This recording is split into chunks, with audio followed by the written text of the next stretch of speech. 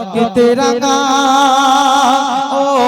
রক্তে রাঙা হলো সেদিন কারবালার ময়দান রক্তে রাঙা হলো সেদিন কারবালার ময়দান ওরে সীমার কাটলি কেন হোসেনের গর্দান ওরে সীমার কাটলি কেন হোসেনের গর্দান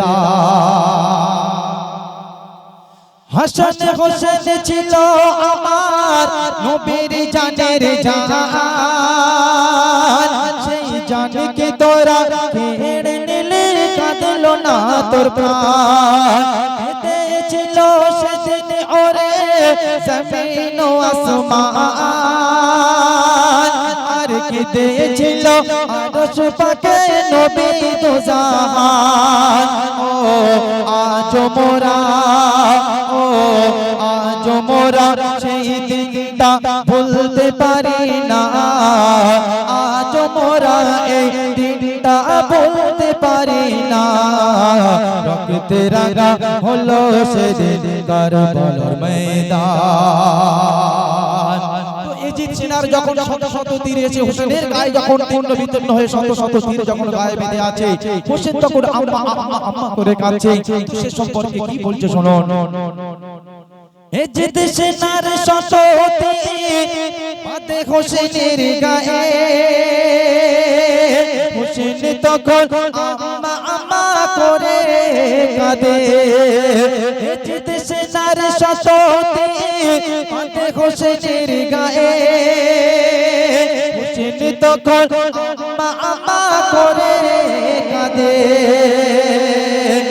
মারে এসে হোসাইন চড়ে বসে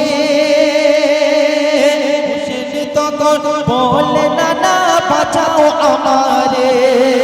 সীমার ঘরে দান কাটে ও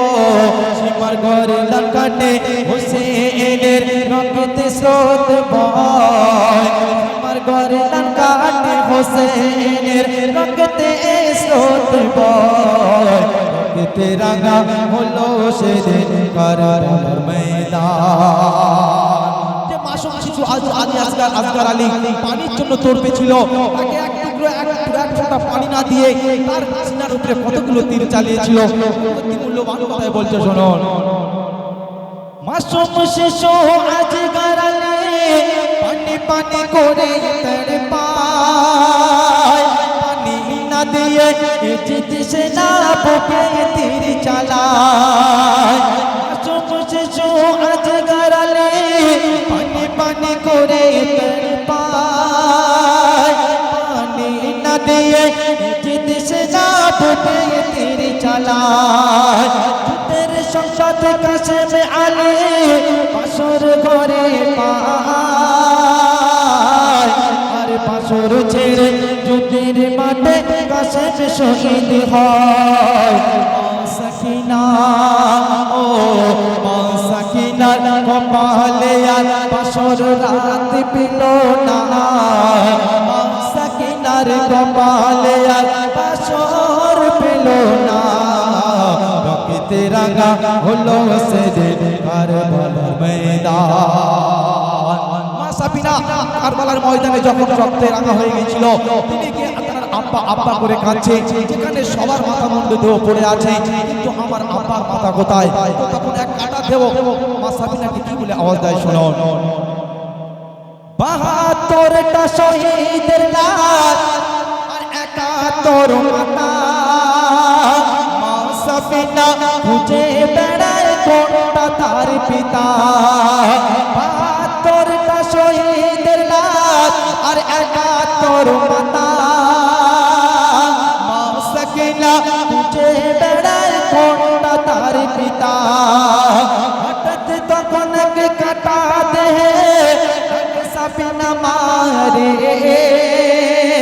মারে মা সাকিনা আমি তোর আব্বা ডাকি রে ওরে জিদ সেনা ও জিদ সেনা আমার গর্দান কেটে নিয়ে চলে যায় জিদ সেনা আমার গর্দান কেটে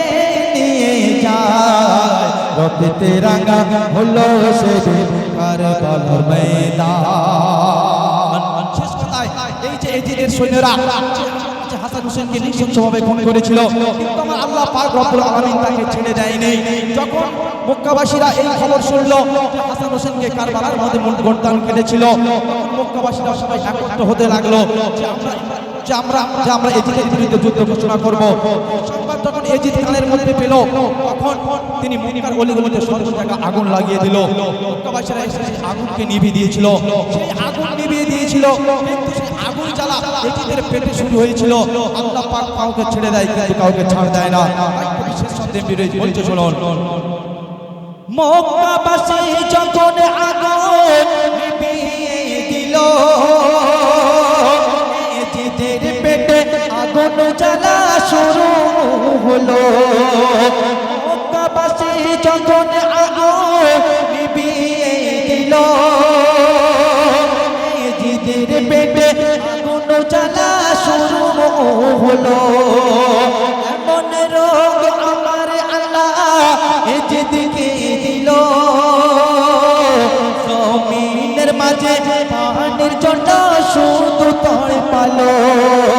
এজিদ পানি পিলায়, ও এজিদ পানি পিলায়, পানি যখন পেটের মাঝে যায়, এজিদ পানি পিলায়, পানি যখন পেটের মাঝে যায়, জ্বলন্ত করার মতো পানি ফুটিত সদাই, জ্বলন্ত করার মতো পানি ফুটিত সদাই। রঙতে রাঙা, রঙতে রাঙা হলো সেদিন কারবালার ময়দান। রঙতে রাঙা হলো সেদিন কারবালার ময়দান। ওরে সীমার কাটিলি কেন হোসেনের গর্দান, ওরে সীমার কাটিলি কেন হোসেনের গর্দান। তোমার শেষ কালাম শুনলেন, কি যে একটা জিকির কালাম হবে নাকি? তো যাই হোক, অনেকক্ষণ গাওয়া হয়েছে। তো এবার আমার অনুষ্ঠান আমাদের গুরুজন, আমার বন্ধু, ও তার আগে একটা কমিটির যে গজল শোনাবো, এসব শোনাবো।